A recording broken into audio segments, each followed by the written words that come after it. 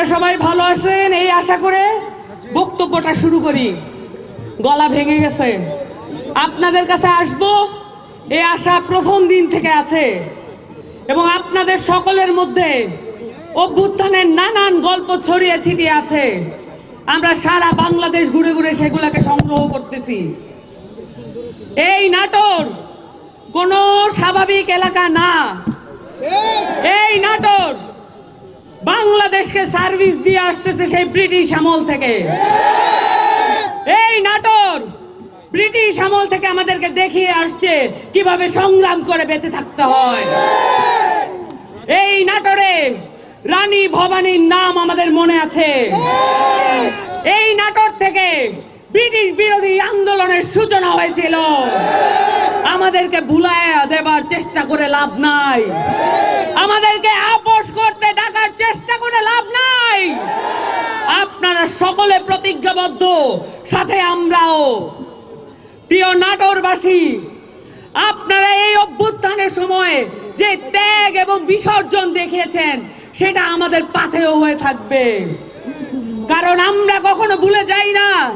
আমাদের প্রতিজ্ঞা এই বাংলাদেশকে নতুন করে আমাদেরকে সাজাতে হবে।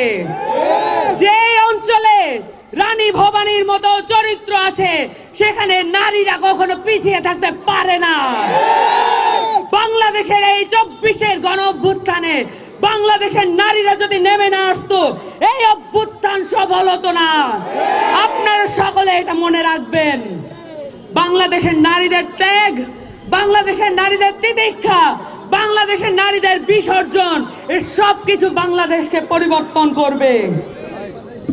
সুপ্রিয় নাটোরবাসী, সামনের দিনে যারা আপনাদের সামনে এসে দাঁড়িয়েছেন, যেহেতু আপনারা সংগ্রামীদের মাটি, যেহেতু এই মাটি শহীদদের মাটি, আপনাদের জানা থাকা দরকার কারা আপনাদের সামনে এসে আপনাদেরকে আহ্বান করছেন। জাতীয় নাগরিক পার্টির প্রত্যেকটি নেতাকর্মী গত 15 বছর ধরে নির্যাতিত, নিপীড়িত এই ফ্যাসিস্ট কাঠামো, এই স্বৈরাচারী কায়দায় তাদের পরিবার পরিজন, তাদের দেহ সম্পত্তি সবকিছু লুট করে নিয়েছিল।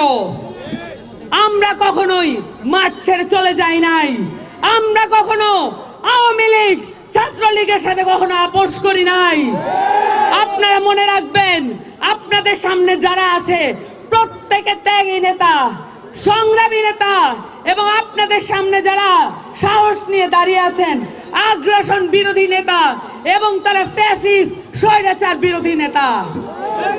এই নাটোরবাসী, আপনারা কি আমাদেরকে মনে রাখবেন? আপনারা কি আমাদের সাথে থাকবেন? এনসিপি আপনাদেরকে প্রতিজ্ঞা করছে একটি নতুন বাংলাদেশের, নতুন একটি সংবিধানের, কারণ এই সংবিধান আমাদেরকে এতদিন পর্যন্ত করদ রাজ্যে পরিণত করে রেখেছে। We are another Gaza. আপনারা সবাই মনে রাখবেন, উই আর অ্যানাদার প্যালেস্টাইন। আমরা ইন্ডিয়াকে এখানে কোনো দখল করতে দেব না। দিল্লি না নাটোর, দিল্লি না নাটোর। বিচার বিচার বিচার চাই, বিচার বিচার বিচার চাই, আওয়ামী লীগের বিচার চাই। এই মুহূর্তে দরকার বিচার আর সংস্কার।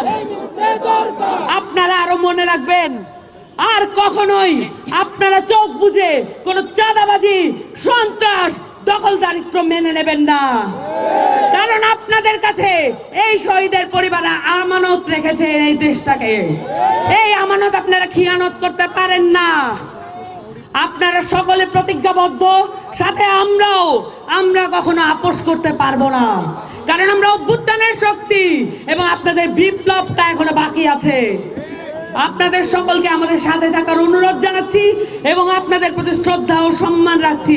আজকে আমাদেরকে এইভাবে উদারভাবে আমন্ত্রণ জানার জন্য সকলকে ধন্যবাদ।